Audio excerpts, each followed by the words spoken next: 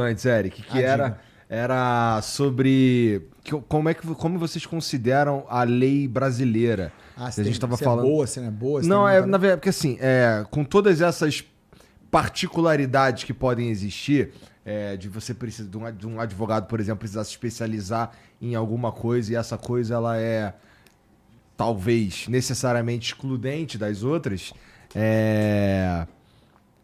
a lei ela é, na opinião de vocês, assim, completa ou ela é, na verdade, complexa? Ou as duas coisas? O que vocês legal acham? Essa pergunta, muito boa pergunta. Cara, Eu acabei de inventar, cara, olha aí. Mandou bem. Viu? Eu vou tentar responder de um jeito simples, um troço que é super complexo, mas não vou fugir da pergunta. Cara, ela tá mais pra complexa do que pra completa, mas não dá pra esperar a completude da lei. Sabe por que não dá, Igor? Porque lei, cara, é sobre comportamento humano. O comportamento humano é a parada mais complexa do mundo.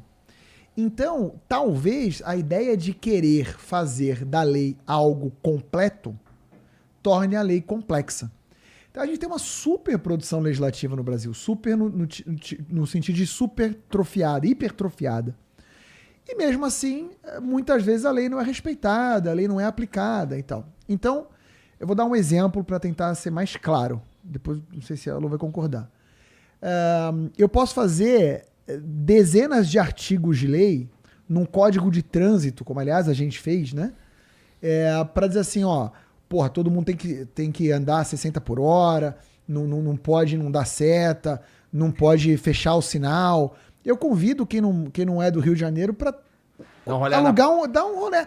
Aluga um carro e dá uma dirigidinha no Rio de Janeiro para você ver que ninguém... Seta não existe. Vai na Praça da Bandeira. Praça da Bandeira é um bom lugar. Esquece. Agora, por outro lado, se tu meter um pardal no sinal e as pessoas souberem que aquele pardal funciona, ninguém vai fechar a porra do sinal. Uhum.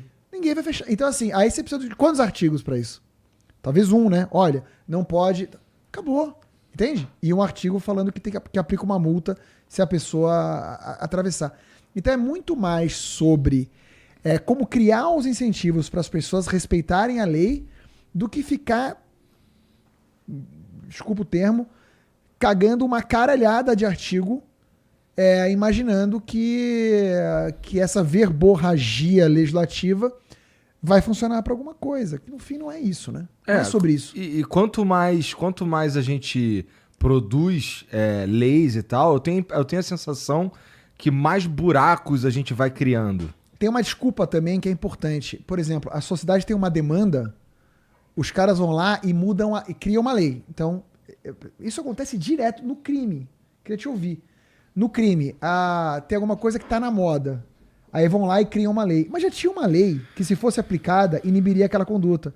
É verdade, Lu? Faz sentido isso? Então, primeiro sobre a pergunta do Igor. O que eu acho? O que eu acho é que tem lei demais e uma, às vezes, não casa com a outra.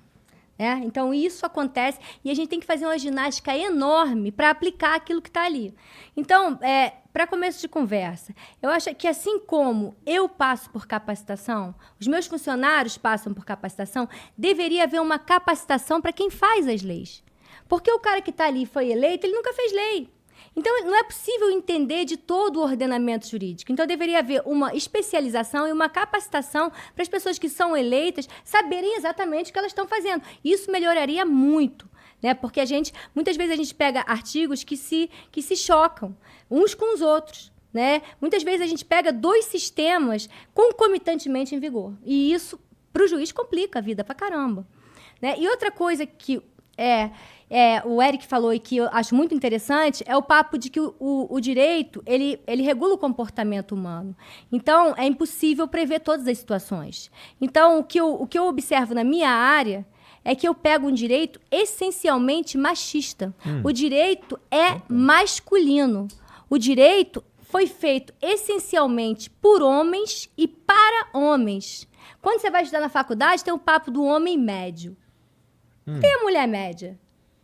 Né? Então, o direito ele é muito voltado para o homem. E isso tem que ser quebrado. Por quê? Porque o Código Penal é de 1940. Então, existia ali a figura da mulher honesta. Só a mulher Isso é muito honesta. bizarro. Só a mulher honesta tinha tutela penal. Só ela que poderia ser protegida pelo direito penal. Quem eram as mulheres desonestas? Eram as mulheres que viviam à margem da sociedade, as prostitutas, em algum tempo no Brasil, as que não eram mais casadas, as largadas do marido. Assim eram denominadas essas mulheres. E elas não gozavam da proteção do direito penal? Que negócio é esse? Né? Então, a gente desistia aquele negócio dos direitos do homem e do cidadão. Como assim? As mulheres estão fora? Pode isso? Então, a gente tem que, hoje em dia, a gente tem que pegar e adaptar isso para dentro do universo feminino, diante do cenário do empoderamento da mulher. E tudo isso está na raiz de muitos problemas da nossa sociedade, inclusive a questão da violência doméstica, a violência institucional pela qual passam as mulheres. Então, essa questão da lei se adaptar aos tempos, é disso que a gente está falando.